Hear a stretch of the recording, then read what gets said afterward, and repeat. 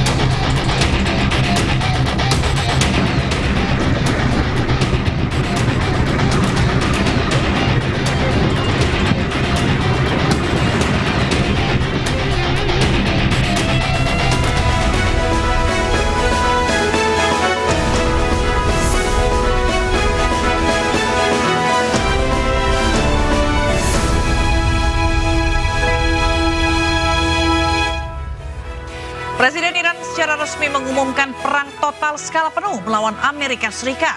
Eskalasi ini terjadi setelah runtuhnya gencatan senjata yang memicu puncak ketegangan. Gelombang serangan antara Amerika Serikat dengan Iran pun semakin mengganas dan meluas. Lantas bagaimana perkembangan terbaru di medan konflik dan apa dampaknya bagi stabilitas global? Bersama saya Fazilah Khairunisa, inilah The Prime Show selengkapnya.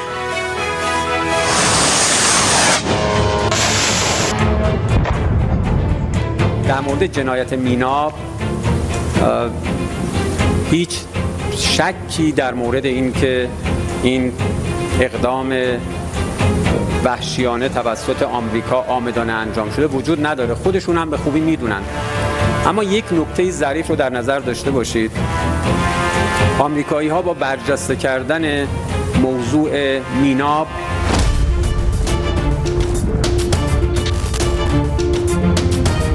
I think we're always open to diplomacy. It has to be real. It has to be a deal that they're willing to live by. Look, Iran a week ago was supposed to put out a statement saying that the Straits of Hormuz would be open, that they would no longer attack shipping. And instead of doing that, they attacked 3 ships. I think that was last Friday or Saturday. So, I mean, their behavior has to change in order for ours to change.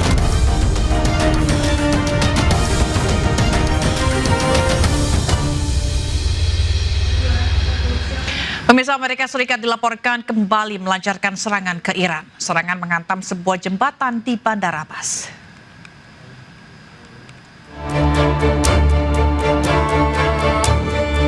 Amerika Serikat dilaporkan kembali melancarkan serangan terbaru ke Iran dan menghantam sejumlah infrastruktur, termasuk 2 jembatan dan stasiun kereta api.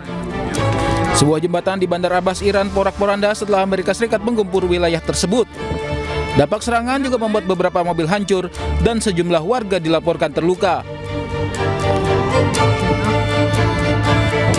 Kepulan asap terlihat di langit kota Bandar Abbas setelah Amerika Serikat melancarkan serangan berhari-hari ke Iran. Komando Pusat AS CENTCOM mengumumkan bahwa mereka meluncurkan gelombang serangan terbaru ke Iran untuk melemahkan kemampuan militer mereka. Iran sendiri tak tinggal diam dan membalas serangan dengan menargetkan pangkalan militer AS di Timur Tengah. Teheran memperingatkan akan targetkan infrastruktur di seluruh wilayah AS jika Amerika terus melanjutkan serangan mereka.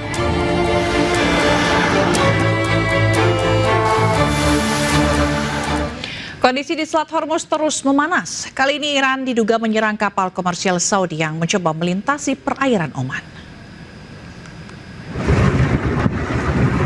Beredar video di media sosial, salah satu kapal komersial milik Arab Saudi terbakar hebat di perairan Oman. Menurut laporan maritim awal dari UKMTO, ruang mesin sebuah kapal terbakar di 8 mil barat laut Khumzar, Oman. Dugaan sementara kapal terbakar akibat terkena proyektil. Seluruh awak kapal berhasil dievakuasi dengan selamat. Belum ada pernyataan langsung baik dari Arab Saudi maupun Iran, namun serangan ini terjadi tepat 1 jam setelah Houthi memperlakukan blokade laut penuh terhadap Arab Saudi.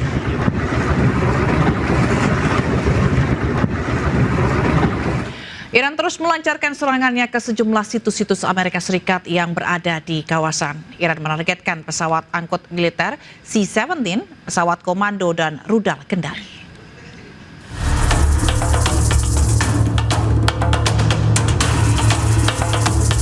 Korps Garda Revolusi Iran merilis rekaman serangan gelombang ke-21 dan 22 Operasi Nasr 2. Rudal-rudal diluncurkan dari sejumlah lokasi menuju situs-situs militer Amerika Serikat yang berada di Timur Tengah. Iran meluncurkan sejumlah rudal berbahan bakar padat, Khaibar, Sekan, Zulfikar, dan Fateh. Rudal-rudal ini bertuliskan, siapapun yang mengganggu keamanan rakyat Iran, dirinya sendiri pun tidak akan aman. IARGC juga mengklaim menargetkan pesawat angkut militer C-17 AS dan kendali PX di Bandara Aqaba dengan rudal balistik. Tak hanya itu, Iran juga mengklaim sistem radar peringkat dini AS, sebuah gudang berisi peralatan dan suku cadang pesawat, serta sebuah hanggar berisi drone M9 Amerika di Kuwait juga menjadi sasaran. Serangan ini menandai kembali memanasnya hubungan antara Washington dan Teheran. Pasukan AS telah melancarkan gelombang serangan berturut-turut di seluruh Iran, sementara Teheran terus membalas serangan Washington. Juru bicara Kementerian Luar Negeri Iran menyatakan bahwa Teheran telah menerima usulan dari para mediator mengenai negosiasi dengan Washington setelah eskalasi terbaru dalam konflik dengan AS. Melalui Kemenlu, Iran menyatakan bahwa kesepakatan hanyalah tinta di atas kertas tanpa adanya komitmen. پیشنهادهای مطرح شده از طرف میانجی‌ها به ما اعلام شده، ما این رو دریافت کردیم، اما الان در مورد جزئیاتش من اجازه بدید که دیگه ورود نکنم، ولی اصل موضوع که در این روزها هم دستگاه دیپلماسی فعال بوده و هم ایده هایی از طرف برخی از میانجی‌ها به ما واصل شده، بله تایید. در مورد جنایت میناب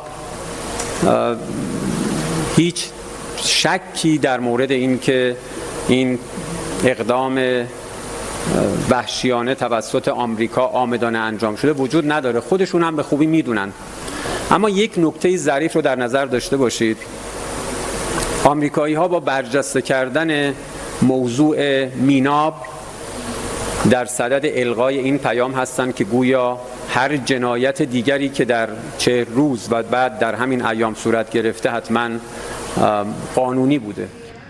Sementara itu, Menteri Luar Negeri Amerika Serikat Marco Rubio mengatakan bahwa Amerika Serikat menyerang Iran atas perilaku Teheran di Selat Hormuz. Namun Amerika menegaskan terbuka kembali untuk diplomasi dengan Iran. I think we're always open to diplomacy. It has to be real. It has to be a deal that they're willing to live by. Look, Iran a week ago was supposed to put out a statement saying that the Straits of Hormuz would be open, that they would no longer attack shipping. And instead of doing that, they attacked 3 ships. I think that was last Friday or Saturday. So, I mean, their behavior has to change in order for ours to change. Well, they're not complying with it. I mean, the straits are supposed to be open, free of tolls, free of attack, free of all the things they're doing against these ships.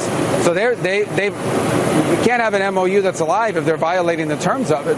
What I will say is that the United States always remains open to a diplomatic solution. We've tried multiple times with Iran, and we'll continue to try. If that door opens, is, we'll be happy to see it open.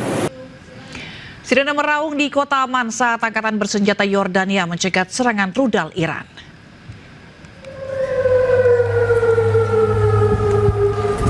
Angkatan bersenjata Yordania berusaha mencegat 3 rudal balistik Iran. Sementara rudal keempat Iran jatuh di daerah terpencil. Kedutaan Besar Amerika Serikat di Amman mengklaim bahwa pihak berwenang mengevakuasi bandara dan pelabuhan internasional Aqaba. Mereka menyarankan warga Amerika untuk menghindari perjalanan ke 2 lokasi tersebut.